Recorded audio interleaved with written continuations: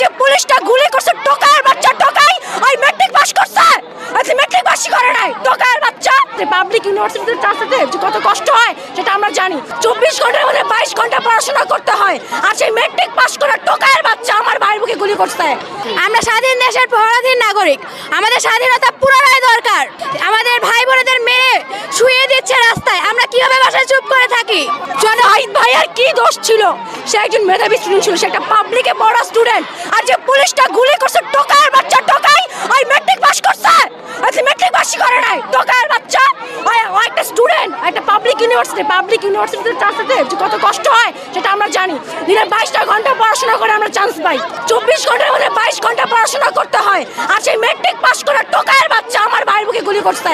মুক্তিযোদ্ধা তো মরে গেছে, সে কবে তার নাতিপুতিরা যে অধিকার, মুক্তিযোদ্ধাকে আমি রেসপেক্ট করি, আই প্রাউড অফ ইউ মুক্তিযোদ্ধা, কিন্তু কথা হচ্ছে তাদের সন্তানরা অধিকার পাইছে ভালো, সুবিধা পাইছে ভালো, তাদের নাতিরা পাইতেছে। এখন তাদের নাতিদের বয়স হচ্ছে আমাদের মতো টক্কর দেওয়ার বয়স, ওরা কালকে ওদের সন্তান হবে, এভাবে ওরা বংশ বিস্তার করবে, তাহলে আমরা সাধারণ স্টুডেন্টরা কই যাব? আমার দাদারা তো মুক্তিযোদ্ধা করছে, বাইচা নাই, আমাদের তো মানে সার্টিফিকেট পায় নাই। আমার দাদা বলছে যে আমি মুক্তিযোদ্ধা করছি, আমি জানি আমি কি মুক্তিযোদ্ধা করছি, আমাকে লোক দেখানোর দরকার নাই। সেই আমলে সার্টিফিকেট যারা করে নাই মুক্তিযোদ্ধা ওরাও যায় লাইন ধরা যায় সার্টিফিকেট নিতে। আমার দাদা ছিল পিওর মুক্তিযোদ্ধা, উনি সার্টিফিকেট নেয় নাই। আমার নানার মুক্তিযোদ্ধার কোঠা আছে, বাট আমি নিজে কখনো যাই নাই।